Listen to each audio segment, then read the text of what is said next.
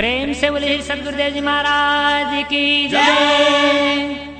परम पिता परमेश्वरी की जय। आनंद कंद लीलाधारी प्रभु सदानंद जी मनमोहन भगवान की जय।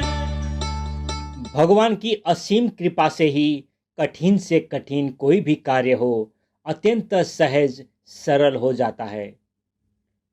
जरूरत है आपको हमको अनुशासित संयमित आदेशित होकर भगवत सेवा में निष्कामता के साथ संकल्पित होकर लगे रहने की।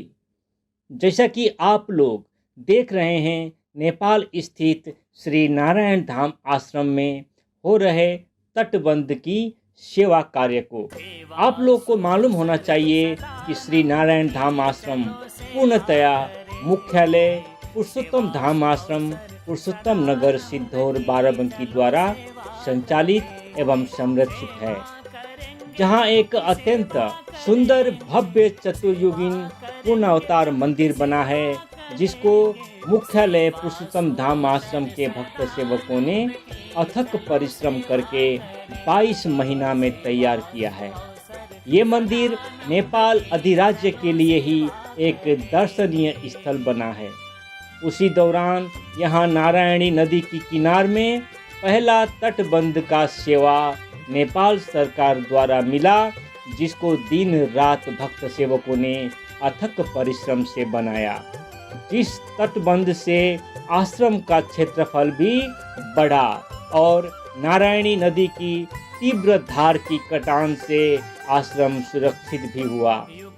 अब भगवत कृपा से यह दूसरा तटबंध की सेवा भी नेपाल सरकार द्वारा ही मिला है, जिसको मुख्यालय के निर्देशन में पूर्णतया सघन सेवा से भक्त सेवक पूरा करने में दिन रात लगे हैं। इस सेवा को पूरा करने में कमल भैया के आदेश निर्देश में मुख्य रूप में महेश जी, राजेश शुक्ला जी, पुष्पेंद्र जी, दया जी, भीम जी, सत्येंद्र पंडा जी, अमित भाई, कमलेश जी, सत्यम जी, अनिल जी, घनश्याम जी, नेपाल के तारादाई, राम शरण, अनंत, धर्मेंद्र, गौरी शंकर जी आदि भक्त सेवक दिन रात लगे हैं। कमल भैया जी प्राय रोज वहाँ के भक्त सेवकों को फोन करके उत्साहवर्धन तथा उत्प्रेरण करते रहते हैं और सभी को कह दिए हैं कि आप लोग इस लक्ष्य को पूरा करके मुख्यालय आओगे तो आप लोगों को भव्य स्वागत सहित पुरस्कार दिया जाएगा।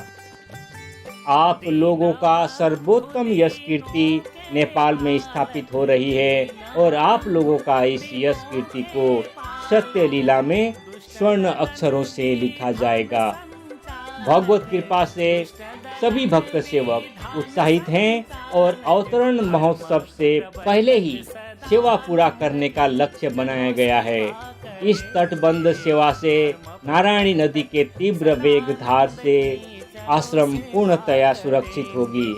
इस सेवा कार्य के लिए सर्वप्रथम भक्त सेवकों ने नारायणी नदी से एक एक पत्थर को इकट्ठा करके ढेर लगाकर लगभग 300 ट्राली पत्थर पहुंचाया, जिसके लिए सुबह उठते ही 5 साढ़े 5 बजे नदी किनारे पहुंच जाते थे। वही नाश्ता तथा भोजन प्रसाद करके दिन भर सेवा कार्य करते थे और सूर्यास्त के पश्चात ही आश्रम आते थे। इसी क्रम में 1 माह तक सेवा कार्य चला। फिर मुख्यालय से ट्रैक्टर ट्राली भेजा गया और वहीं से भी एक ट्रैक्टर ट्राली किराया में लिया गया। फिर पत्थर की ढुआई शुरू हुई और पत्थर को ढो ढो करके ट्रैक्टर में भर करके जहां पर तटबंध का वेश आधार बनाना था वहां पर ढोया गया। यह सेवा कार्य 13 फरवरी से शुरू हुआ है। अभी तक 2 माह हो चुका है। अब 13 मई तक पूरा करने का लक्ष्य रखा गया है। भक्त सेवकों को भोजन प्रसाद कराने को दुर्गा दीदी, रेखा दीदी, रूबी दीदी भी दिन रात भंडारा में भोजन प्रसाद बनाकर समय में भक्त सेवकों को भोजन पहुंचाने में लगी हैं। इन लोगों का भी सेवा इस तटबंध में उल्लेख्य रूप में है। आप लोग सोच सकते हैं इस सेवा कार्य में कितना सघन सेवा और परिश्रम हमारे भक्त सेवक कर रहे हैं। यह आप लोग देख करके अनुमान लगा सकते हैं। अब जाली भराई का कार्य चल रहा है। इस प्रोजेक्ट में इस तरह का कार्य होना है। बेस तह अर्थात आधार 21 मीटर लंबाई 19 मीटर चौड़ाई। पहला तह 9 मीटर लंबाई 15 मीटर चौड़ाई। दूसरा तह 8 मीटर लंबाई 15 मीटर चौड़ाई।